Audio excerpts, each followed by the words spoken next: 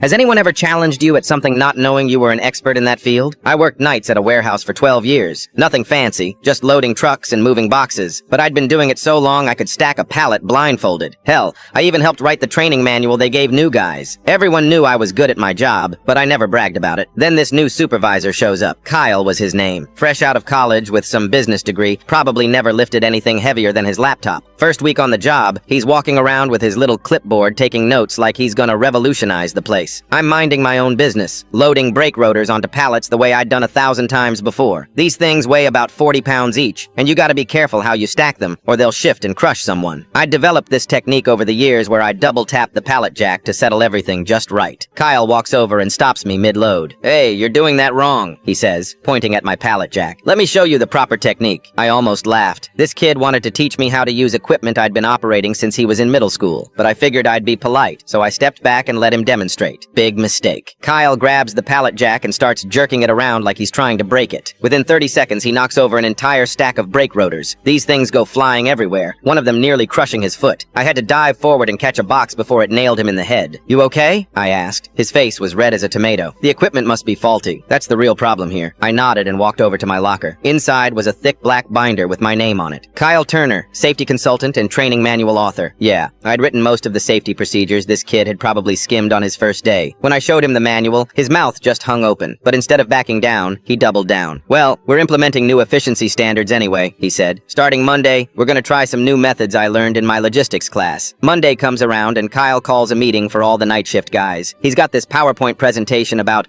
optimizing workflow and maximizing productivity. Most of it was just fancy words for doing the same stuff we'd always done, but worse. The real problem was his new system required us to lift heavy pallets manually onto high racks without using the safety cages. I'd seen guys get seriously hurt doing exactly that. "Someone's gonna get hurt with this setup," I told him. Kyle waved me off. "That's just resistance to change. Trust the process." I tried explaining why the safety cages existed, but he wasn't having it. Said I was being difficult and stuck in old ways. 2 nights later, exactly what I predicted happened. One of the newer guys, Brandon, was trying to follow Kyle's new system. A 600-pound pallet of engine parts shifted while he was lifting it manually. Pinned his arm against the rack and broke his wrist in 3 places. Warehouse shut down immediately. Corporate flew in the next day to investigate. When they interviewed everyone, we all told them the same thing. Kyle had removed the safety equipment despite warnings from experienced workers. Brandon's injury could have been avoided if we'd followed the original procedures. The investigators pulled out the training manual, my training manual, and compared it to Kyle's new system. Every safety violation was documented. Kyle got demoted to office work the next day. They moved him to some desk job where he couldn't hurt anyone. I didn't gloat or anything, just clocked in the next night, put on my work gloves, and got back to loading trucks the right way.